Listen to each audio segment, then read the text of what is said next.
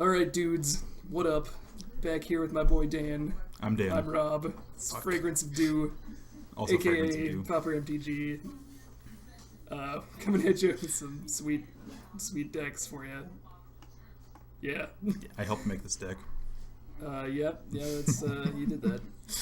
Anyway, we're going, dive straight in here. We're doing my favorite deck, for real though. It's zombies. It's a Pauper zombie deck.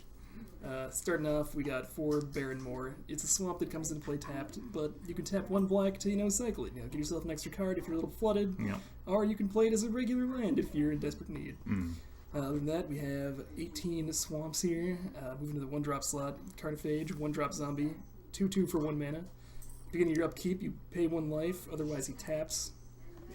Moving on, we got Carrion Feeder, another 1/1 zombie for 1, except for it's not a 2/2, instead it's a 1/1.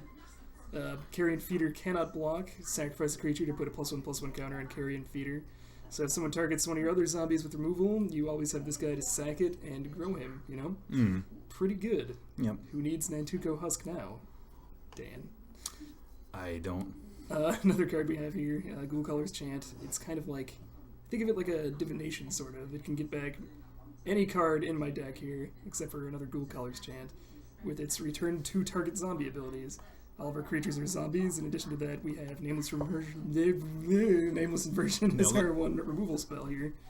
The reason that Ghoul Color's Chant gets it back is because it counts as a zombie in our graveyard because it is a tribal instant shapeshifter. Did you know that, Dan?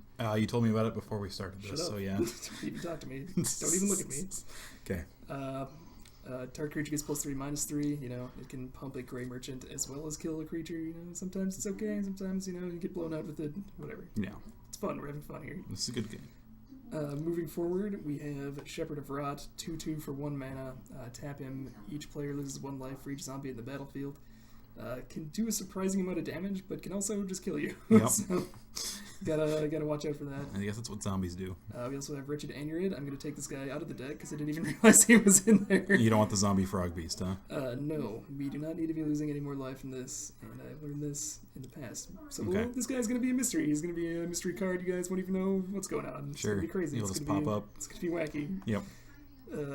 Moving forward, we have Highborn Ghoul, a 2/2 for a double black, or a 2/1 for 2 double black. Yep. I think my brain is melting. I think it is too. He's Intimidate. Not a lot of creatures can block him. It's pretty good. Contributes to Chroma with Gray Merchant. We have in our 3-drop slot Skulking Knight. Why don't you tell us a little bit about Skulking Knight, Dan? Well, it's a 3/3 with flanking for 3, so it's basically a 4/4. When it becomes the target of a spell ability, you sacrifice it. If that happens, can you sacrifice it to your Carrion Feeder first? You can sack it in response to the trigger, yes. So there we go. It has no weaknesses. As long as we have Carrion Feeder up. What if they Giant Growth it? They We can just- turn any non-removal spell they have into a removal spell. Yeah, and you can turn it into a boost for Carrion Feeder. Yay. Alright, fuck you, Dan. I didn't even know you had that card in the deck when I picked that too. In the 3-drop slot, we have Ghoul Razor, 3 mana for a 2/2. When it comes into play, return target zombie card at random from your graveyard to your hand. Can also hit Nameless Inversion with this. Nice. Then we have Gray Merchant of Asphodel. Everybody knows what this guy does. 5-drop for a 2/4. When it comes into play, each opponent loses X life, and you gain X life for each black symbol in all of your converted collective mana costs. That's pretty sick. It's not bad. And he's a zombie. And into the 6-drop slot. Because why not? Gem Palm Polluter, 6-drop. Basically never going to be actually casting him. You're just going to cycle him, Cycle him, you get to draw a card, and each player loses life equal to the number of zombies you have on the battlefield. That's actually really good. And also, you can get it back with Ghoul Color's Chant, And then just cycle it again? Ghoul Razor, etc. Oh my So you're gosh. just drawing cards and burning people. It's crazy. That's pretty crazy. Moving to the sideboard, didn't really think too much about this before I put it together, as you can see by all the 4-ups. Sure. But Chainer's Edict, pretty good.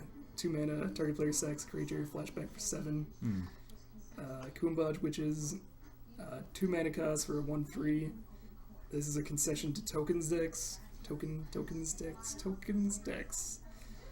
But anyway, it deals 1 damage to target creature or player and 1 damage to something of our choice. So with sideboarding, we have to keep in mind that basically we always have to take out Highborn Ghoul for that if we're going to go that route. Right.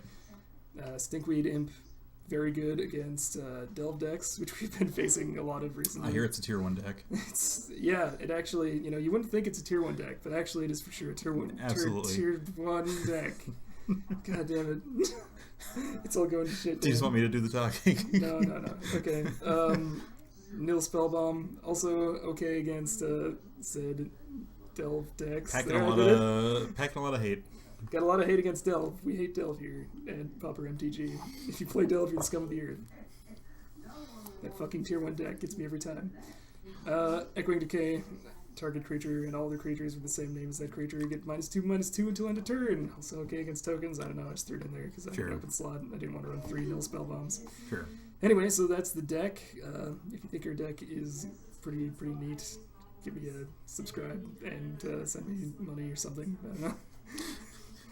Patreon to come. Don't worry, I got you covered if you want to throw money at me. Yep. And Dan, do you have any comments, questions, concerns? Other than our wretched android that's going to be leaving this world shortly. I don't think that this is as strong as Tribal Bears, but I do look forward to seeing a Turn 1 scoop off Carnophage. Okay. All right, stay tuned for matches. Goodbye. Goodbye.